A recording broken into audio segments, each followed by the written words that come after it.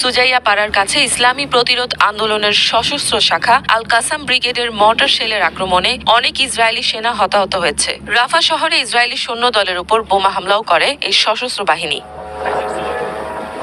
Islamic জিহাদ আন্দোলনের সামরিক শাখা আল কুদস ব্রিগেড এবং আল কাসাম ব্রিগেড একত্রে মিলে ইসরায়েলি কমান্ড পোস্ট ও 3টি ট্যাঙ্কে রকেট হামলাও চালিয়েছে। ফিলিস্তিনি যোদ্ধারা ইসরায়েলি হেলিকপ্টার বরাবরও ক্ষেপণাস্ত্র হামলা চালায়। অন্যদিকে বৃহস্পতিবার গাজা উপত্যকার অনেক স্থানে ব্যাপক গোলাবর্ষণ ও বিমান হামলা চালিয়েছে ইসরায়েলি বাহিনী। এতে অনেক ফিলিস্তিনি হতাহত হয়েছেন। ফিলিস্তিনের স্বাস্থ্য মন্ত্রণালয় জানিয়েছে, উদ্ধার কর্মীরা ধ্বংসস্তূপের নিচে আটকা পড়াদের কাছে পৌঁছতে পারছে না।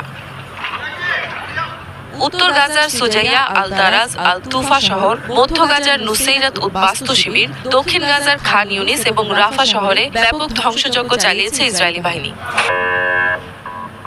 আগামী কয়েক ঘন্টায় খান ইউনিস